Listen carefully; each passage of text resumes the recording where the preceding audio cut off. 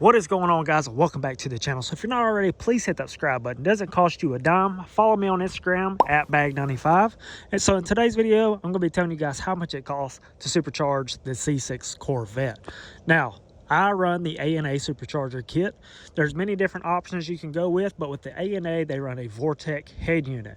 So when you're ordering your A&A Supercharger or any supercharger, there's probably going to be different type of options you can get.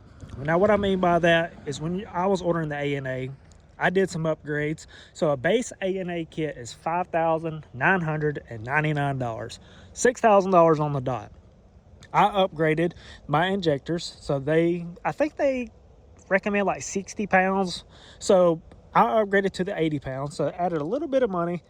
Also upgraded my head unit, so I went from an SI to a TI head unit. It's in between the SI and the YSI. This is a good head unit. Future, if you want to make some more boost, go ahead and go to TI. If you're wanting to go crazy, go YSI. But I don't know if I do YSI on a stock bottom end. That's just me. But anyways, I got the TI head unit. Also upgraded my blow-off valve. I went to the 50 millimeter blow-off valve.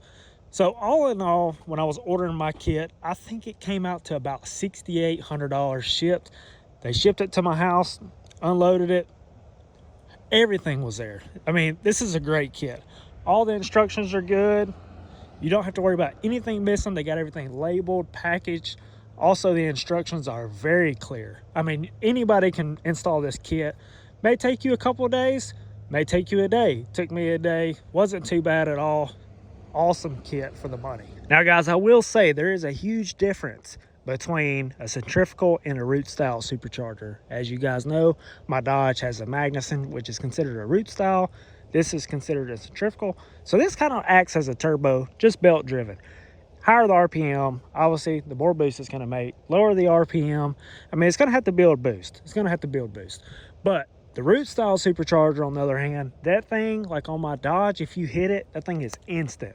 This one, not so much. First and second gear, it's pretty stout. Third, fourth, if you're on the interstate doing kind of a roll, obviously the more boost or the more RPM, the more boost it's going to make. So peak RPM is, I mean, pretty much peak boost.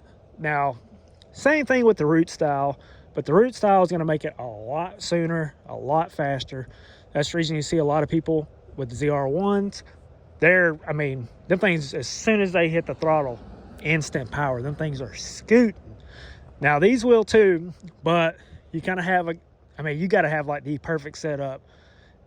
That's got to match the engine. The engine's got to match the supercharger. But these are great blowers. You cannot go wrong with these blowers at all. Also, when you are deciding to supercharge your car, you also need to think about fuel. Fuel is going to be the next main thing. You definitely need some fuel. Now, fuel also depends. You can go many different routes. A lot of cars go different routes. On my Dodge, I have a AEM 255 in-tank pump. Now, on this car, I did not do an in-tank pump just because the tanks are kind of hard to get to on these cars. They're kind of hard to get down. So, didn't really want to fool with the in-tank as of right now. So, right now, I am running a stock pump on the in-tank, but I'm running A&A's auxiliary pump kit. Now, the auxiliary pumps starting to be pretty common on new cars. Also on these, a lot of guys run auxiliary pumps. Now, with the auxiliary pump, all you do is you tap into the fuel tank. It's got an external pump, feeds up to your fuel rails like mine. This is my feed, this is my return. Also has a fuel pressure regulator. So very nice kit. You really need to think about fuel if you're thinking about boost. But this fuel pump I'm running is the A&A kit. ECS makes a really nice kit. It's got a bulkhead.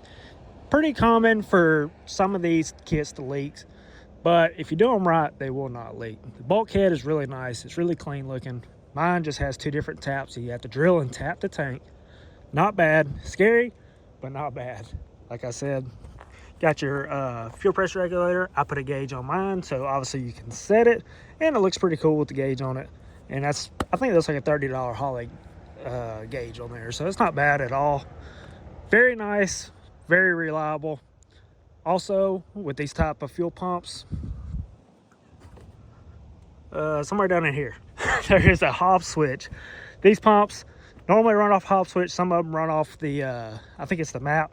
But mine runs off a Hobbs switch. So when the supercharger is starting to boost, it reads 2 psi and it kicks the pump on. So that pump is not running all the time. It still runs on the factory pump. So you still get pretty good fuel economy if you're just cruising around. Now that A&A fuel pump kit, I want to say was about $1,200. I do not have the E85 one. They have an E85 one that comes with a Holly. I think it's a dual pump kit, but it's all the same type of setup. But the dual pump is about $1,500. I got the single pump for $1,200. We don't have a lot of E85 around here where I'm at. So got to run pump gas. I didn't really think for what I was doing right now, I needed the dual pump kit. So I'm running the single pump kit and it's working just fine. Car makes just shy of 700 horsepower. No issues. Make sure you always check your pump. Make sure your pump's working. Make sure your fuse is good. Before you put everything on, test your pump with some compressed air just to make sure it cuts on with the Hobbs switch. So all in all, guys, with the pump and the supercharger and all the upgrades I've done with my supercharger kit, I am in this kit about $8,000. Not too bad. I mean, it is expensive, but I've got the car for about $14,500. Throw another $8,000 at it. This thing is just shy of 700 horsepower. This is a pretty fast car for what it is. It's not no drag car. It's not no like certified race car, but it is pretty quick. Now tuning all depends on where you're at, who you're getting the tune. Tuning is probably going to be about $500 to $800, somewhere right in there. Good dyno tune. Make sure you have a good dyno tune. Don't go to your buddy that just got Holly or just got like HP tuners and he's wanting to try it out. Go to somebody reputable that knows what they're doing. Get you a good tune, get you a safe tune.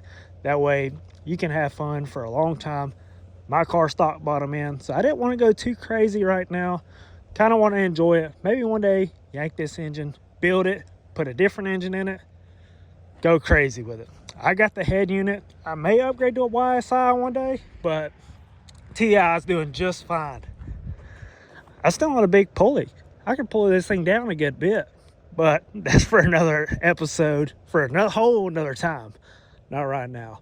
But anyways, guys, that's going to do it for this video. I filmed this earlier when it was daytime and the wind was so bad that I had to come back out and do it again. So it's cold. I'm freaking shaking. It's like gonna snow next week. I'm down south in Alabama. I mean, we don't get a lot of snow, so it's cold. Anyways, guys, please hit that like button, hit that subscribe button. Thanks for tuning in. Peace.